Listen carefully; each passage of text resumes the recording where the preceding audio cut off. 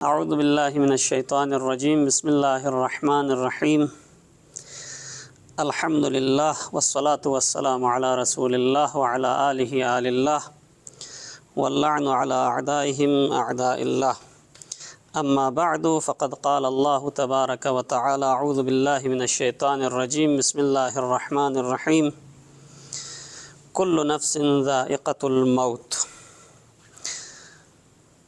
مومنین کرام، السلام علیکم ورحمۃ اللہ وبرکاتہ۔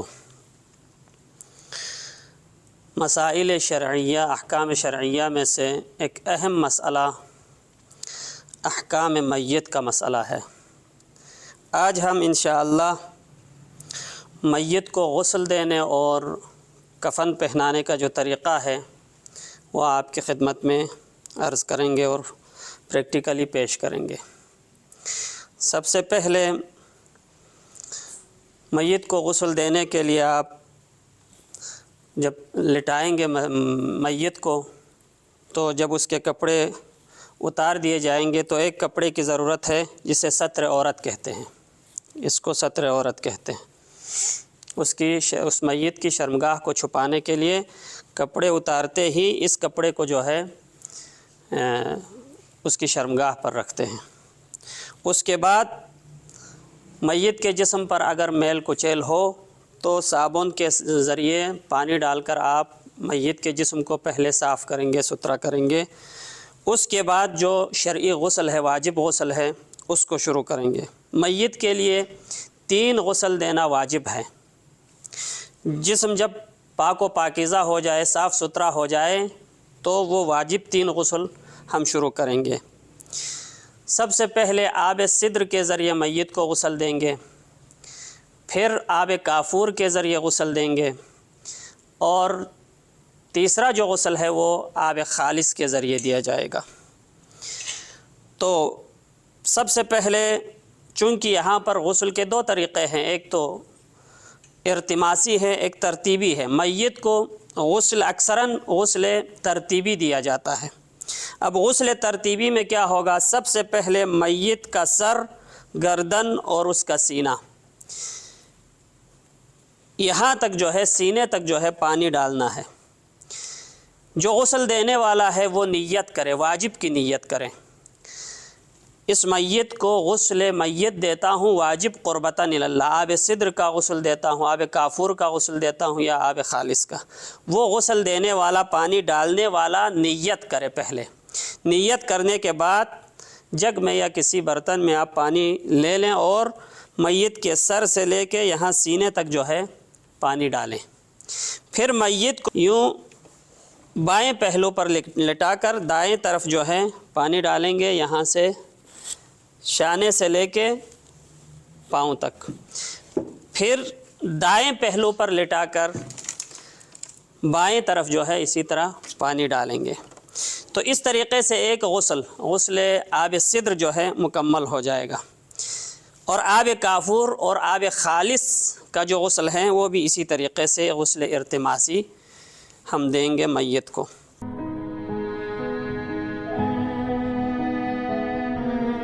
اب غسل کا جو مرحلہ تھا وہ ختم ہو گیا۔ اب کفن یہاں پر ہم بچھائیں گے اور تیار کریں گے اور میت کو یہیں پر اٹھا کے لائیں گے۔ تو سب سے پہلے یہ جو سب سے بڑا کپڑا ہے جس کو سرتاسری کہتے ہیں، اتنا بڑا ہو کہ سر سے پیر تک لپیٹ لے۔ اس کے بعد یہ پیراہن ہے، جہاں تک میت کا سر آتا ہے اس جگہ پر جو ہے گریبان کو رکھیں، اور اس کا اوپر والا جو حصہ ہے اس کو یہیں پر رکھنا ہے، نچلا حصہ بچھانا ہے۔ اس کے بعد اسی کے اوپر جو ہے میت کی کمر کے برابر میں جو ہے اس لنگ کو جو ہے بچھانا ہے، جس کو ہم شلوار بھی کہہ سکتے ہیں۔ تو میت کی کمر کے برابر جو ہے اس کو بچھائیں گے۔ پھر اسی کے برابر ران پیچ یا ران بند جس کو کہتے ہیں اس کو بچھائیں گے۔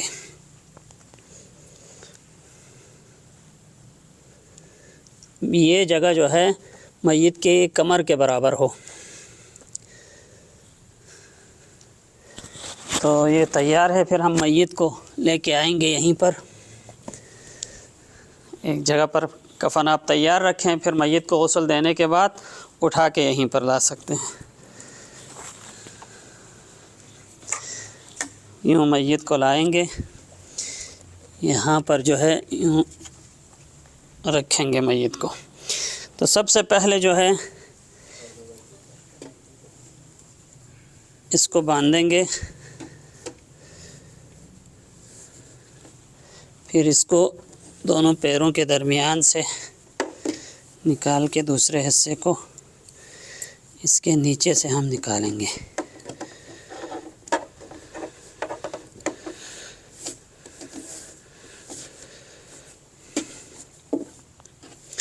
اس کے اندر جو ہے روئی آپ ڈال سکتے ہیں۔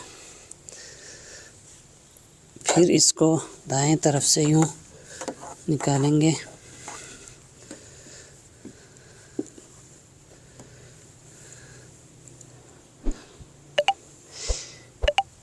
یوں دونوں پیروں کو اکٹھا کر کے اس کو باندھنا ہے۔ بعض اوقات کچھ لوگ اشتباہ کرتے ہیں، الگ الگ کر کے باندھتے ہیں، اس کو دو حصوں میں تقسیم کرتے، وہ طریقہ جو ہے اشتباہ ہے۔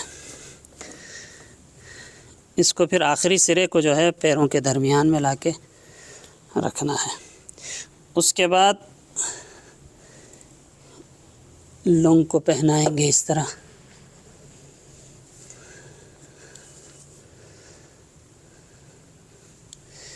پھر اس کے بعد پیراہن کو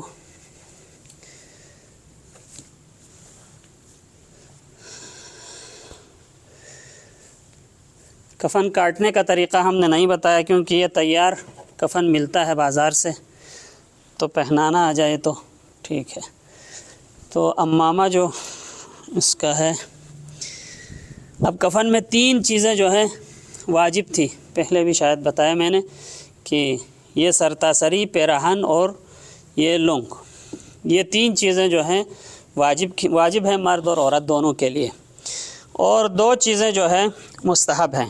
مرد کے لیے 3 چیزیں مستحب ہیں، خواتین کے لیے ایک یہ جو ران پیچ ہے، یہاں پہ جو ہم نے باندھا لونگ کے نیچے، وہ ران پیچ مستحب ہے۔ دوسرا عمامہ ہے، مرد کے لیے یہ 2 چیزیں جو ہے مستحب ہے، لیکن عورتوں کے لیے ان دونوں کے علاوہ کہ عمامے کی جگہ پر مقناع پہنائیں گے، ایک کپڑا یہاں سینے پہ آئے گا جس کو سینہ بند کہتے ہیں۔ یہ 3 چیزیں خواتین کے لیے مستحب ہیں، لیکن مردوں کے لیے 2 چیزیں مستحب ہیں۔ اب عمامہ دائیں طرف سے ہم باندھیں گے، عمامے کا ایک سرا جو ہے سینے پر ہو، پھر یوں باندھیں گے،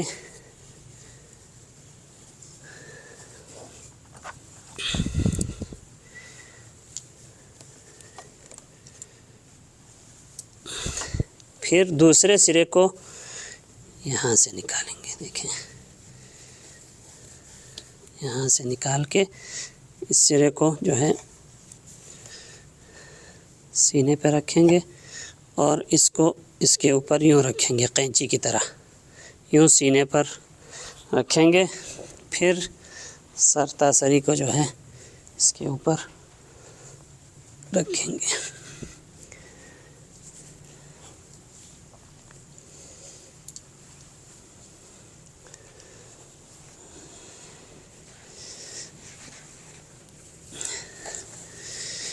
پھر اس سرے کو باندھیں گے، یہ مجھے دے دیں۔